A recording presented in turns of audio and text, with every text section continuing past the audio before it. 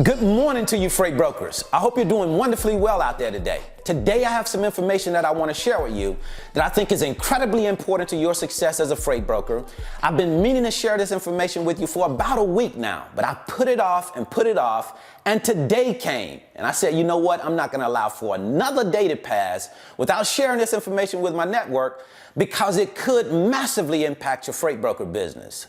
Now you can listen to what I have to say. Adapt and make these changes, and I think you'll be just fine.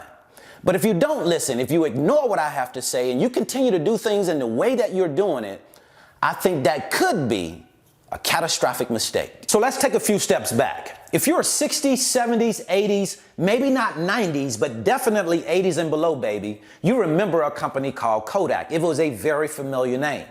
Kodak was a very successful photography company, and it had a market share of about 80% throughout the entire world, dominated most of the 20th century. But you don't hear anything about Kodak as it pertains to pictures, photography today. Why is that? Well, I'll tell you why. Because Kodak did not embrace technology. They had a chance to embrace technology, embrace the digital transformation age that was coming to play back in 1975. But they chose not to. They chose to do and keep doing what they were doing. And in 2012, the big, mighty successful Kodak company filed for bankruptcy. Now, I think we're all right now as traditional freight brokers within our Kodak moment. And we can do what Kodak did. Ignore technology, not embrace this change, put our heads in the sand and think that things are just going to keep being like they are. We'll just keep doing what it is that we're doing. We'll very likely meet the same result that Kodak met. Or we can embrace change, embrace technology, embrace this digital transformation, and start to implement these changes into our business right away, and our business will have the best chance at flourishing. And you might say to yourself, okay, Brandon, I agree with you. I know I need to make these changes, but I just don't know what changes I need to make. I understand. That's why I'm going to help you with that. I know AI can have you all over the place running after a lot of different things. So we're going to narrow it down, and I'm going to give you two things that you need to focus on as it pertains to artificial intelligence. So let's first talk about where you are right now. Right now, as a traditional freight broker, you're very likely operating a totally manual business. If you need a freight rate, you got to go out and manually get that freight rate.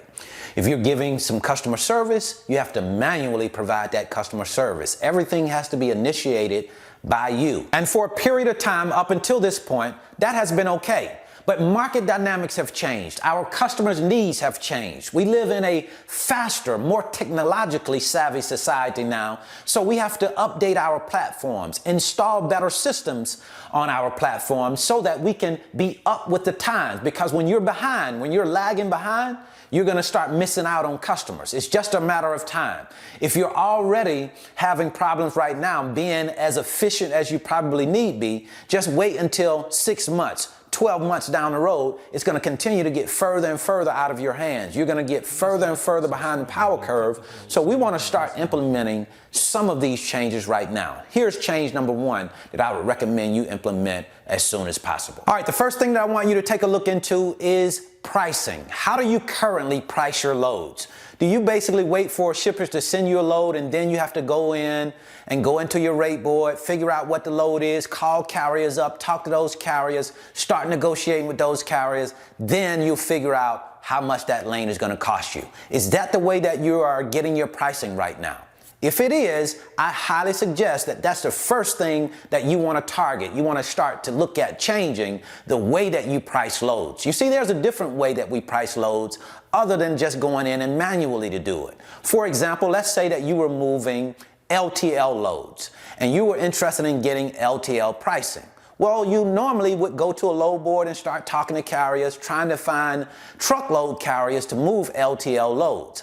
Well, if you have a system, a TMS in place that allows for you to access LTL carriers, it's going to be much easier for you to move those loads, and you have automated pricing as compared to manual pricing. For example, you can go into your TMS system, put in a point of origin, a point of destination, say what type of load it is, LTL, this is how many pallets it is, this is how much it weighs. When you enter that information, let them know what the classification is or the classification code. When you enter that information, then you're going to get a board that pops up and gives you 50, 60, 70 different carriers that are going to offer you LTL pricing.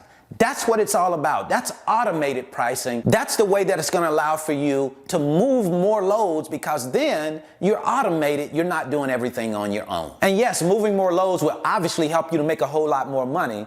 That's great, but that's not the only benefit of being able to move multiple loads, being able to move loads in mass numbers. Your customer sees that. They know that you have systems in place. You have a platform in place that can handle large capacity. So they don't have to be worried about giving you onesies and twosies. They know that you can handle it, so they'll give you even more loads. And yes, they're giving you access to this freight because you have the platform and capacity in place to handle it, but also because you're giving them discounted pricing.